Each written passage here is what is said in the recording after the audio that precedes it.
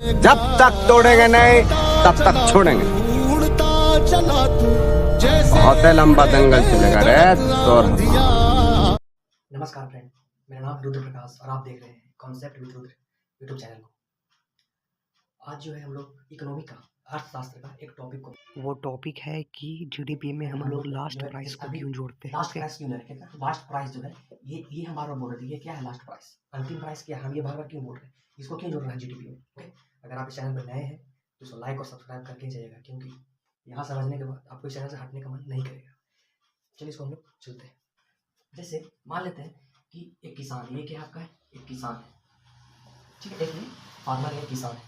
ये क्या किया कि गेहूँ उगाया, क्या उगाया, मान लेते गेहूँ उगाया, ये गेहूँ उगा हुआ है, मान लेते गेहूँ, ठीक। एक यहाँ मान लेते एक कंपनी है C1, एक यहाँ C2, दो कंपनी, ये कंपनी ये, और ये जो है आपका मार्केट है, जो आपका बगल का दुकान है जहाँ से आप सामान खरीदते हैं, बिस्कुट चावल ये सब खरीदते हैं, शॉप है ये, ठीक। और ये क्या किसान है, गेहूँ उगा है खेत में। तो जब ये गेहूँ उगने के बाद ये जो किसान है क्या करेगा, गेहूँ कुछ रखेगा और कुछ क्या करेगा, अब बेच देगा, क्या करेगा, कुछ बेच देगा। तो मान लेते हैं कि जो गेहूँ है इसका प्राइस रखा 10 रुपये, कितना प्राइस रखा 10 रुपये रखा, कि हम 10 रुपये में जितना गेहूँ होगा हम सब बेच देंगे इसके पास, कंपनी के पास, क्योंकि ये जो कंपनी मिल है, ये क्या है, मिल है। और ये क्या है, ये बिस्किट बनाता है, क्या बनाता है, बिस्किट बनाता है, ठीक है। तो ये मिल है और ये कंपनी बिस्किट बनाता है। तो बिस्किट जो कैसे बनेगा, जब तक आटा से बनेगा, आटा मैदा जो भी से बनेगा, और आटा कहाँ बनेगा, ये मिल में बनेगा आटा, है ना। तो ये जो यहाँ पे मिल है खुला हुआ है, ये जो मिल यहाँ पे खुला हुआ है ना, ये आटा पीसेगा, तो गेहूँ आएगा तब तो आटा पीसेगा। तो ये क्या करेगा, किसान के साथ, किसान से बात करेगा, और किसान क्या करेगा, अपना उगाएगा, और 10 जितना गेहूँ हुआ है मान लेते हैं 10 रुपये में इसको बेच दिया, 10 रुपये में इसको बेच दिया, अपना प्रॉफिट लेकर के, जो भी इसमें प्रॉफिट अपना लिया 10 रुपये में इसको बेच दिया। अब इस C1 कंपनी के पास चला गया, मिल के पास चला गया। अब ये क्या करेगा कि इस गेहूँ को पीसेगा, आटा बना दिया, बना दिया, आटा बना दिया। अब तो फिक्स है कि 10 रुपये में खरीदा था, अब इसका लेबर का प्राइस, बिजली का प्राइस, ठीक है, उसके बाद तेल जो लगा, है ना, इसका मेहनत, प्रॉफिट, फिर अपना प्रॉफिट जोड़ेगा। तो मान लेते हैं कितना, 10 रुपये ऐड किया, यानी टोटल 20 रुपये। अब बिस्किट वाला जब इस आटा खरीदने आएगा तो ये इससे जब खरीदेगा, ये जब इससे खरीदेगा तो ये कितना बेचेगा इसको, तो 20 रुपये में, कितना रुपये, 20 रुपये में इसको देगा। क्यों, क्योंकि 10 रुपये में तो खरीदने किया था, 10 रुपये प्रॉफिट जोड़ लिया, 20 रुपये में इसको बेचा, ठीक। अब ध्यान से देखिए, अब ये जो आपका 20 रुपया यहाँ पे चला गया, 20 रुपये यहाँ पे चला गया।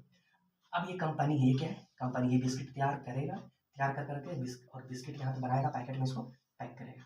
अब इतना प्रोसेस, इसका यहाँ पे लेबर लगेगा, यहाँ इसको बिजली लगेगा, यहाँ पे इसको मेहनत लगेगा, यहाँ पे इसको प्लास्टिक लगेगा, यहाँ पे इसको प्रिंटिंग वाला पैसा लगेगा, सब मिला कर करके अपना प्रॉफिट जोड़ना चाहेगा, तो हमेशा 20 से क्या होगा, ठीक होगा। तो मान लेते हैं ये कितना जोड़ा, अपना प्रॉफिट जोड़ लिया 10 रुपये, कितना जोड़ लिया 10 रुपये, सारा चीज़ कर करके 10 रुपये। अब जो ये प्राइस है कितना है, 30 रुपये, प्राइस कितना हो गया, 30 रुपये।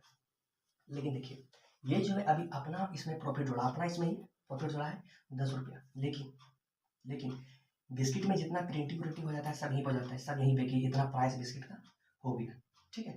तो अब ये जो कंपनी है इसको पता रहता है, ये जो कंपनी है इसको पता रहता है, क्या रहता है, इसको पता रहता है कि देखिए, क्योंकि यहाँ तो दुकान है, अब दुकान वाला है, ये तो पैकेट में प्राइस नहीं लिखेगा कितना प्राइस होगा, तो ये कंपनी वाला को पता रहता है कि सरकार जो है हमसे टैक्स कितना लेगा, सरकार जो है हमसे टैक्स कितना लेगा, प्लस में ये दुकान वाला अगर खरीद रहा है तो ये भी तो अपना प्रॉफिट खोजेगा ना कुछ। जैसे मान लीजिए कि अगर ये मान लेते हैं कि कंपनी वाला इसको 30 रुपये में बेच दिया, ये तो प्रॉफिट में 10 रुपये लेकर 30 रुपये में इसको बेच दिया, तो क्या ये 30 रुपये में ये पब्लिक को देगा, 30 रुपये में पब्लिक को देगा, नहीं, ये अपना प्रॉफिट खोजेगा ना, 1 रुपया 2 रुपया, हो सके 30 रुपये में ये लाया है तो 32 में बेचे, हो सके 33 में बेचे, हो सके 31 में बेचे, कुछ ना कुछ प्रॉफिट में ही रख के ही बेचेगा। इसका डिसाइड कहाँ होता है, आखिर ये दुकान वाला कैसे प्रॉफिट कमाता है, कहाँ पे कमाता है, तो 31 रुपये रखेगा कि 32 रुपये लेगा कि 33। तो यहाँ देखिए ये जो कंपनी वाला है, सबसे पहले तो सरकार जो है वो टैक्स डिसाइड कर देती है, जो इनडायरेक्ट टैक्स है, जो गुड्स एंड सर्विस टैक्स है, जो GST है, पहले ही सरकार निकाल देती है कि हम इस सामान पे इतना टैक्स लेंगे, इस सामान पे इतना टैक्स लेंगे, तो दुकानदार को पता रहता है कि सरकार का टैक्स लेगी। तो ये कंपनी वाला क्या करता है कि उसके अकॉर्डिंग यहाँ पे टैक्स ऐड कर देता है, अगर बिस्किट में जो भी टैक्स सरकार डिसाइड की है वो टैक्स यहाँ पर ले लिया, तो मान लेते हैं कि टैक्स ले लिया 5 रुपया, टैक्स ले लिया 5 रुपया, ठीक है। साथ ही साथ ये कंसिडर कर लेता है कि दुकानदार वाला कितना प्रॉफिट होना चाहिए, कितना प्रॉफिट होना चाहिए, ये डिसाइड ये हो जाता है, बात मतलब हो जाता है, ये चीज़ मतलब कंसिडर हो जाता है कि दुकानदार वाला आखिर कितना कमाएगा। तो मान लेते हैं ये कर लेता है कि दुकानदार वाला को 5 रुपये होना चाहिए, तो टोटल 10 रुपये, टोटल 10 रुपये। तो अब देखिए 20 रुपये में तो ये खरीदा था इससे, तो ये तो यहाँ है 10 रुपया अपना प्रॉफिट लिया। साथ ही साथ ये जो 10 रुपया है, 5 रुपया आपका सरकार को टैक्स और 5 रुपया इसका प्रॉफिट, टोटल कितना हो गया 20 10 30, 30 10 40 रुपया। यानी अब जो ये कंपनी है इसको कितना में देगा, 40 रुपया में देगा। और उस पैकेट पे लिखा हुआ रहेगा MRP 40 रुपया।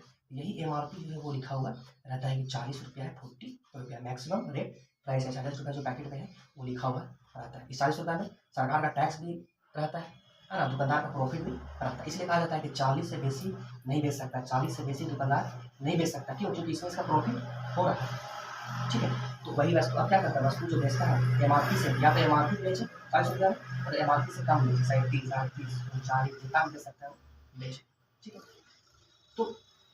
तो यहाँ पे क्या होगा कि MRP का डिसाइड कैसे होंगे, इससे ज़्यादा क्यों नहीं ले सकता है ये भी समझ गया, इससे कम ले सकता है पर इससे ज़्यादा नहीं ले सकता है ना। सरकार को कैसे टैक्स हो गया, बिस्किट पे कैसे प्राइस लिखा है ना। तो ये अपना प्रॉफिट यहाँ पे हो जाता है। अब लेकिन हम लोग बात क्या कर रहे हैं कि GDP में अंतिम प्राइस क्यों की, GDP में अंतिम प्राइस क्यों की। तो देखिए अगर हम अंतिम प्राइस कितना है 40 रुपये, अभी बिस्किट का दाम कितना है, बिस्किट का दाम हो गया 40। अगर हम अंतिम प्राइस ये है, इसको कहते हैं अंतिम प्राइस, अगर अंतिम प्राइस नहीं जोड़ते और सिर्फ हम सबका अगर हम सबका जोड़ते हैं, इसका 10 रुपये जोड़ते प्लस में इसका कितना हो गया, ये 20 रुपया कमाया है ना, प्लस में कंपनी वाला जो है 30 रुपया।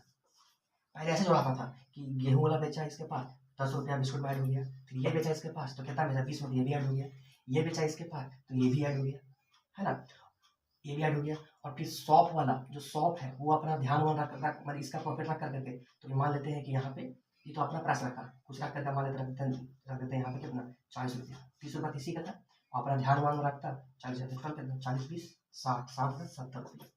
यही बिस्किट का दाम कितना हो जाता 70, यही बिस्किट का दाम क्या हो जाता 70 रुपया। और अंतिम प्राइस कितना आ रहा है 40, यही बिस्किट दाम 70 रुपया, क्योंकि हम यहाँ पे 10 रुपया था।